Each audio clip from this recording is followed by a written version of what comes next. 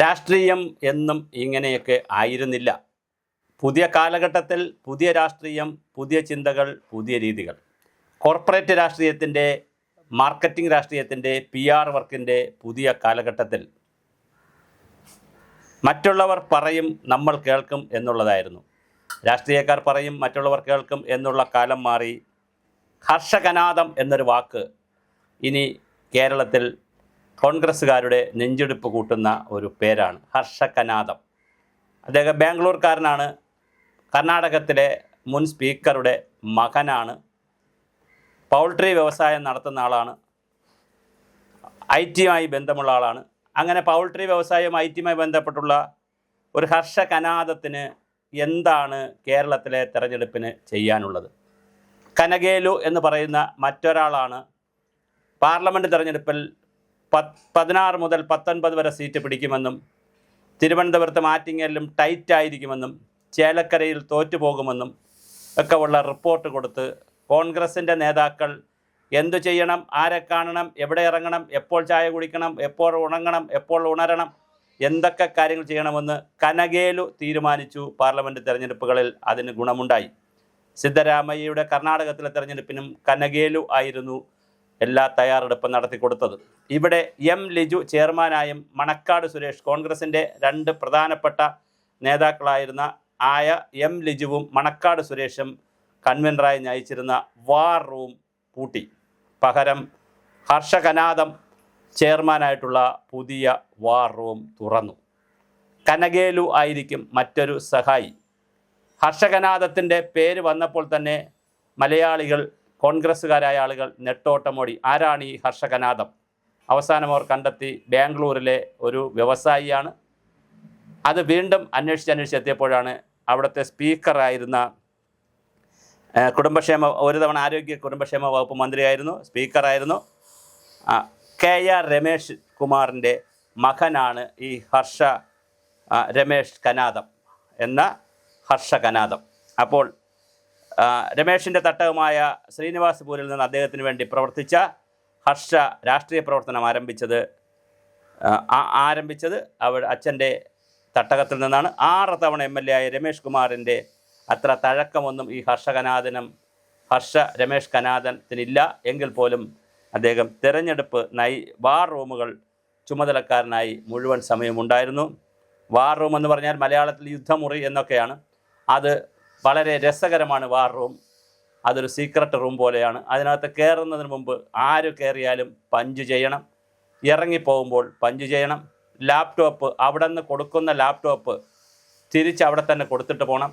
Pen drive അവിടെ നിന്ന് കൊടുത്താൽ ഉപയോഗിക്കുന്ന പെൻഡ്രൈവ് അവിടെ തന്നെ കൊടുക്കണം. പിന്നെ അതുപോലെ തന്നെ മെയിൽ ID ഒക്കെ ബ്ലോക്ക് ചെയ്തിട്ടുണ്ട്. വാട്സപ്പ് ഉപയോഗിക്കാൻ പറ്റില്ല. ഒരു കാരണവശാലും ഒരു രഹസ്യവും വാർ റൂമിൽ നിന്ന് പുറത്തു വരില്ല. അകത്തേക്ക് ആർക്കും കയറാനുമാകില്ല. സാധാരണ ഒരു ഓഫീസിൽ KPCCയുടെ ഇന്ദിരാഭവനിലോ അല്ലെങ്കിൽ മറ്റൊരു ഓഫീസിൽ AK സെൻറ്ററിലോ അല്ലെങ്കിൽ മരാർജി ഭവൻ, BJPയുടെ മരാർജി ഭവനിലോ ഒരു ഓഫീസ് ഉണ്ടെങ്കിൽ അവിടെ പ്രധാനപ്പെട്ട നേതാക്കളെല്ലാം കയറി ഇറങ്ങാനൊക്കെ പറ്റുമല്ലോ. പക്ഷേ ഇതങ്ങനെ പറ്റില്ല. വാർ റൂമിൽ അത് സീക്രട്ട് റൂമാണ്, സ്ട്രോങ് റൂമാണ്. അതിനകത്ത് കയറാനും പറ്റില്ല, ഇറങ്ങാനും പറ്റില്ല. അതിൽ ബന്ധപ്പെട്ടവർ മാത്രമേ അതിനകത്ത് കയറാൻ കഴിയുകയുള്ളൂ. അവർ ഞാൻ പറഞ്ഞ പോലെ പഞ്ച് ചെയ്ത് കയറണം, പഞ്ച് ചെയ്തിറങ്ങണം. വളരെ കർശനമായ സെൻട്രൽ ജയിലിനേക്കാൾ കർശനമായിട്ടുള്ള, പാർലമെൻറ്റിനേക്കാൾ കർശനമായിട്ടുള്ള, വളരെ കർശനമായിട്ടുള്ള നിയന്ത്രണത്തിൽ ഒരു ചെറു സംഘം പ്രവർത്തിക്കും. അവർ കൊടുക്കുന്ന നിർദ്ദേശങ്ങൾ അനുസരിച്ചായിരിക്കും ഇനി കോൺഗ്രസിൻ്റെ പ്രധാന നേതാക്കൾ ആരൊക്കെ മത്സരിക്കണം, ഓരോ മണ്ഡലത്തിലും എന്താണ് സ്ഥാനാർത്ഥികളുടെ സാധ്യതകൾ, അതിൻ്റെ സർവേകൾ നടക്കും രഹസ്യമായി. അതുപോലെ ഓരോ സ്ഥാനാർത്ഥിയും എന്തെന്ത് കാര്യങ്ങൾ ചെയ്താൽ സ്ഥാനാർത്ഥിയുടെ ഇമേജ് വർദ്ധിപ്പിക്കാം, ഓരോ സ്ഥാനാർത്ഥിക്ക് വേണ്ടി സോഷ്യൽ മീഡിയ എങ്ങനെ ചലിപ്പിക്കണം, അത് ഫേസ്ബുക്ക് ആയാലും ഇൻസ്റ്റഗ്രാം ആയാലും അതുപോലെ X ആയാലും അതുപോലെ തന്നെ പിന്നെ വാട്സപ്പ് ആയാലും ടെലഗ്രാം ആയാലും ഇപ്പോൾ തമിഴ്നാട്ടിൽ നിന്ന് കണ്ടുപിടിച്ചിട്ടുള്ള നമ്മുടെ പുതിയ അറാട്ടെ എന്ന് പറയുന്ന പിന്നെ ഗ്രൂപ്പായാലും അല്ലെങ്കിൽ മൊബൈൽ ആപ്പായാലും എല്ലാറ്റിലും എങ്ങനെ ഒരു നേതാവ് നിറഞ്ഞു നിൽക്കണം, എപ്പോൾ വരണം, എപ്പോൾ പോകണം, എപ്പോൾ ഉണരണം, എപ്പോൾ ഉറങ്ങണം, ഇങ്ങനെ യാത്രകൾ പോകുമ്പോൾ ഏത് തട്ടുകടയിൽ ഇറങ്ങി ചായ കുടിക്കണം. ഇപ്പോൾ രാഹുൽ ഗാന്ധിയൊക്കെ പോകുമ്പോൾ നമ്മൾ വിചാരിക്കും ഒരു പെൺകുട്ടി നിന്ന് പൂ കൊടുക്കുന്നു, ഒരു കുട്ടി നിന്നിട്ട് രാഹുൽ ഗാന്ധിയെ വിളിക്കുമ്പോൾ അപ്പോൾ വണ്ടി ഇതെല്ലാം പ്രീ പ്ലാൻഡായി നേരത്തെ തയ്യാറാക്കിയ സ്ക്രിപ്റ്റിൻ്റെ ഭാഗമായി ചെയ്യുന്നതാണ്. അല്ലാതെ രാഹുൽ ഗാന്ധി ഇസഡ് കാറ്റഗറിയിലുള്ള രാഹുൽ ഗാന്ധി പൊയ്ക്കൊണ്ടിരിക്കുമ്പോൾ പത്തനംതിട്ട വഴി പോവുകയാണെങ്കിൽ അവിടെ ഒരു ഗ്രാമത്തിൽ കുമ്മണ്ണൂർ ഗ്രാമത്തിൽ ഇറങ്ങി ഒരു തട്ടുകടയിൽ കയറി ചായ കുടിച്ച് കളയാം എന്നൊന്നുമല്ല. വണ്ടി പൊയ്ക്കൊണ്ടിരിക്കുമ്പോൾ ചവിട്ടു ഞാനൊരു ചായ ഇവിടെ കുടിക്കട്ടെ, അങ്ങനല്ല. അത് വളരെ പ്രീ പ്ലാൻഡായി എല്ലാ ഇത് KPCCയിൽ മാത്രമല്ല എല്ലാ പാർട്ടികളിലും ഇപ്പോൾ നടക്കുന്ന ഒരു സംവിധാനമാണ്. എല്ലാ പാർട്ടികളിലും ഇതുണ്ട്. മാത്രമല്ല ചില പാർട്ടികളിൽ പണമുള്ള നേതാക്കൾ, സമ്പത്തുള്ളവർ സ്വന്തമായി PR ടീമിനെയും വെച്ചിട്ടുണ്ട്. അപ്പോൾ 2 ടൈപ്പിൽ ആളുകളുണ്ട് നേതാക്കൾ ഇപ്പോൾ വളർന്നു വരുന്നത്. ഒന്ന് സോഷ്യൽ മീഡിയ വഴിയും അതുപോലത്തെ കാര്യങ്ങൾ വഴി വരുന്ന PR വർക്ക് ചെയ്യാനൊരു ടീം. പിന്നെ ഈ വാർ റൂമിൽ ഇരിക്കുന്ന ആളുകൾ. വാർ റൂം എപ്പോഴും ഇലക്ഷനോടനുബന്ധിച്ചാണ് വരുന്നത്. അപ്പോൾ KPCCയുടെ വാർ റൂം പ്രവർത്തനം ആരംഭിച്ചു കഴിഞ്ഞു. LDFനും UDFനുമൊക്കെ വാർ റൂം, UDFനും അതുപോലെ തന്നെ BJPക്കും ഒക്കെ വാർ റൂമുകളുണ്ട്. ഇത് AICCയുടെ തീരുമാനമനുസരിച്ചാണ് ഈ DK ശിവകുമാറും സിദ്ധരാമയ്യയുടെയും കൂടി ഏറ്റവും അടുപ്പമുള്ള ഹർഷ കനാദത്തെ ഇവിടെ കൊണ്ടുവന്നത്. അദ്ദേഹം കേരളത്തിലേക്ക് നിയോഗിച്ചു കഴിഞ്ഞു. ഉടൻ തന്നെ അദ്ദേഹം ഡൽഹിയിൽ പോയി AICC ആളുകളെയും കൂടി കണ്ടതിന് ശേഷമായിരിക്കും ചാർജ് എടുക്കുന്നത്. മഹാരാഷ്ട്രയിലെ വിവിധ മണ്ഡലങ്ങളിൽ ഇദ്ദേഹത്തിന് ചാർജ് ഉണ്ടായിരുന്നു. സനിഗാവ് വാലി സർവകലാശാല വിദ്യാഭ്യാസത്തിന് ശേഷം ഞാൻ നേരത്തെ സൂചിപ്പിച്ചതുപോലെ വ്യവസായ രംഗത്ത് സജീവമാണ്. ഹോസ്പിറ്റാലിറ്റി മാനേജ്മെൻറ്റ്, ഊർജം, പൗൾട്രി ഫാമിംഗ്, അങ്ങനെ എല്ലാ കാര്യങ്ങളിലും തിളങ്ങുന്ന ഒരു ആളാണ്. വലിയ ബിസിനസ് ഡെവലപ്പറാണ്, ബിസിനസ് എക്സിക്യൂട്ടീവാണ്, ബിസിനസ് മാനേജറാണ്.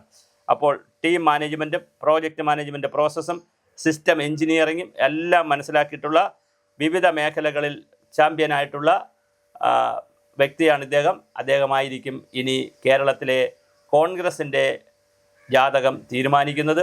കോൺഗ്രസിൻ്റെ വിധി എന്തായിരിക്കണമെന്ന് തീരുമാനിക്കാൻ KPCC വാർ റൂം റെഡിയായിട്ടുണ്ട്. അതിനനുസരിച്ചായിരിക്കും ആളുകൾ പറയുന്നത്. വാർ റൂം പറയും, പാർട്ടി കേൾക്കും. കോൺഗ്രസിനകത്ത് ആരൊക്കെ ചെയ്യണം, എങ്ങോട്ട് പോകണം, എവിടെ ചെയ്യണം, എന്തെല്ലാം ഘടകങ്ങളെ ഉള്ള കാര്യങ്ങളാണ് ചെയ്യണം, ഇതെല്ലാം ഇനി വാർ റൂം കൊടുക്കും. വാർ റൂമിൽ കൊടുക്കുന്ന റിപ്പോർട്ട് ഓരോ ദിവസവും KPCC പ്രസിഡൻറ്റിനോ അല്ലെങ്കിൽ ബന്ധപ്പെട്ട ജനറൽ സെക്രട്ടറിമാർക്ക് കൊടുക്കും. അവർ അത് AICCക്ക് റിപ്പോർട്ട് നൽകും. അപ്പോൾ പാരലൽ സംവിധാനം കൂടെയാണ്. AICCയുടെയാണ് വാർ റൂം. അപ്പോൾ സ്വാഭാവികമായിട്ട് ഇവിടെ തരികിട കാണിക്കുന്ന, ഗ്രൂപ്പ് രാഷ്ട്രീയം കളിക്കുന്ന നേതാക്കളെല്ലാം ശ്രദ്ധിച്ചോണം. നിങ്ങളെ പുറത്തൊരു നിരീക്ഷണം ഉണ്ടായിരിക്കും. ആ നിരീക്ഷണത്തിലൂടെ നിങ്ങളുടെ ഓരോ സ്ഥാനാർത്ഥികളെ നിങ്ങൾ തോൽപ്പിക്കാനുള്ള പണി മുൻകൂട്ടി ചെയ്താൽ അത് രഹസ്യമായാലും എത്ര പരസ്യമായാലും അത് പിടിക്കപ്പെട്ട് വാർ റൂം വഴി KPCCക്കും റിപ്പോർട്ട് പോകും, AICCക്കും റിപ്പോർട്ട് പോകും. ഇതിനൊക്കെയുള്ള വലിയ സംവിധാനമാണ് ചെയ്യുന്നത്. ലോക്സഭാ തെരഞ്ഞെടുപ്പിൽ വളരെ കൃത്യമായിരുന്നു വാർ റൂമിൻ്റെ പ്രവർത്തനങ്ങളും കാര്യങ്ങളും. ആ റിപ്പോർട്ട് അനുസരിച്ച് തന്നെ പോയി. വലിയ നിയന്ത്രണം ഉണ്ടായിരിക്കുമെന്ന് ഞാൻ പറഞ്ഞു. ബയോമെട്രിക് സംവിധാനത്തിലൂടെ പഞ്ച് ചെയ്യുന്ന പരിപാടിയൊക്കെ ഞാൻ പറഞ്ഞു. അപ്പോൾ എന്തായാലും കോൺഗ്രസിൻ്റെ വാർ റൂം പ്രവർത്തിക്കും. തിരഞ്ഞെടുക്കപ്പെട്ട 20 ടെലികോളേഴ്സ് ലോക്സഭാ തെരഞ്ഞെടുപ്പിലുണ്ടായിരുന്നു. അതുപോലെ തന്നെ നിയമസഭാ തിരഞ്ഞെടുപ്പാകുമ്പോൾ അത് 140 പഞ്ചായത്ത് തിരഞ്ഞെടുപ്പിലാകുമ്പോൾ അതിൻ്റെ എണ്ണം അതിൽ വരാം. രാവിലെ 9 മണിക്ക് തുടങ്ങി ലാപ്ടോപ്പ്, മൊബൈൽ ഫോൺ എല്ലാം കൊടുക്കും. പക്ഷേ എല്ലാം തിരിച്ചു മേടിക്കും. ഇതെല്ലാം വളരെ സൈന്യത്തെ കൊണ്ടുപോകുന്നത് പോലെ, മിലിറ്ററിയെ കൊണ്ടുപോകുന്നത് പോലെ വളരെ ഗൗരവതരമായിട്ടായിരിക്കും KPCCയുടെ വാർ റൂം പ്രവർത്തിക്കുന്നത്. എന്തായാലും KPCC തിരഞ്ഞെടുപ്പിന് സജ്ജമായി കഴിഞ്ഞു എന്നതിൻ്റെ തെളിവുകളാണിതൊക്കെ. വളരെ കൃത്യമായി വാർ റൂമിൻ്റെ ചാർജും ചെയർമാനുമായി കഴിഞ്ഞു. വരുന്ന ദിവസങ്ങളിൽ യുദ്ധം അകത്ത് തുടങ്ങും. വെളിയിൽ തുടങ്ങണമെങ്കിൽ അതിന് ഇലക്ഷൻ കമ്മീഷൻ്റെ നോട്ടിഫിക്കേഷൻ വരണം. ഫീൽഡിൽ തുടങ്ങാൻ അകത്ത് പക്ഷേ യുദ്ധം ആരംഭിച്ചു കഴിഞ്ഞു. അവസാന വാക്ക്, വാർ റൂം സജ്ജമായി കഴിയുമ്പോൾ സ്ഥാനാർത്ഥികനാകാനുള്ളവർ നെട്ടോട്ടമാകും. കാരണം ഓരോ സ്ഥാനാർത്ഥികളെയും ഏതേത് മണ്ഡലത്തിൽ ഫിറ്റ് ചെയ്യണമെന്നുള്ള രഹസ്യ സർവേ കൂടി നടത്തുന്നത് ഈ വാർ റൂമായിരിക്കും. അതുകൊണ്ട് നിങ്ങൾ വാർ റൂമിലേക്കും കൂടി ഒരു ശ്രദ്ധ വയ്ക്കണം. പക്ഷേ അവിടെ കയറി ആരെയും കളിക്കാൻ പറ്റത്തില്ല. അതുകൊണ്ട് നിങ്ങൾ ഫീൽഡിലും കളിക്കണം, വാർ റൂമിലും കൈകാര്യം ചെയ്യണം.